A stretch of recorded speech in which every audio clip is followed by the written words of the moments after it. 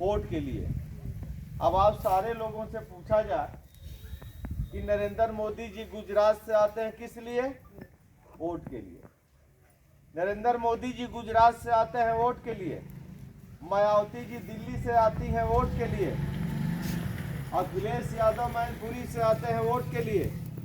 अनुप्रिया पटेल मिर्जापुर से आती हैं वोट के लिए। जयंत चौधरी उधर मुरादाबाद के तरफ से आते हैं वोट के लिए। ओम प्रकाश राजभर जी बनारस से आते हैं वोट के लिए। संजय निषाद जी गोरखपुर से आते हैं वोट के लिए। और कमलेश चौहान बलिया से भी आ गए वोट के लिए। आखिर गांव के लोग ये सोचते हैं कि सारे लोग वोटवे के लिए आते हैं, वोट लेने के बाद कोई नहीं आता है।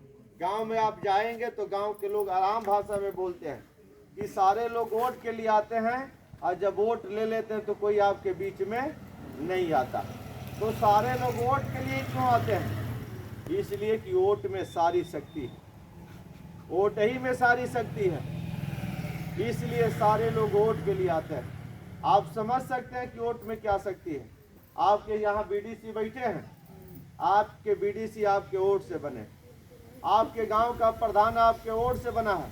आपके यहाँ का विधायक आपके वोट से बना है। आपके यहाँ का सांसद आपके वोट से बना है। उत्तर प्रदेश का मुख्यमंत्री भी वोट से बना है और भारत का प्रधानमंत्री भी वोट से बने। इसलिए सारी ताकत वोट में है, इसीलिए सारे लोग वोट लेने के लिए आते हैं। और आप 75 वर्षों से वोट दे रहे हैं। 75 वर्षों में आपने जिनको भी वोट दिया, मैं ये पूछने के लिए नहीं आया हूं कि आपने किनको वोट दिया, लेकिन जिनको भी आपने वोट दिया, आपने राजनीतिक अपने शत्रु को वोट दिया, आपने अपने राजनीतिक दुश्मन को वोट दिया। आप चाहो तो इसका मूल्यांकन कर लो। आपने जिस पे भरोसा किया, पहले कांग्रेस पे भरोसा किया, कांग्रेस भी आपका राजनीतिक शत्रु है। आपने कम्युनिस्ट पे भरोसा किया, कम्युनिस्ट भी आपका राजनीतिक दुश्मन है। आपने जनता पार्टी पे भरोसा किया, जनता पार्टी भी आपकी राजनीतिक दुश्मन थी। आपने मोदी, मुलायम और मायावती पे भरोसा किया, ये लोग भी आपके राजनीतिक शत्रु हैं। तो आज तक आपने 75 वर्षों से वोट दिया, तो 75 वर्षों से जो आपने वोट दिया, किसको दिया? अपने राजनीतिक दुश्मन को वोट दिया। अब आप कल्पना करिए कि आप यदि अपने दुश्मन को वोट देंगे, तो जब दुश्मन आपका मजबूत होगा तो आपका क्या करेगा?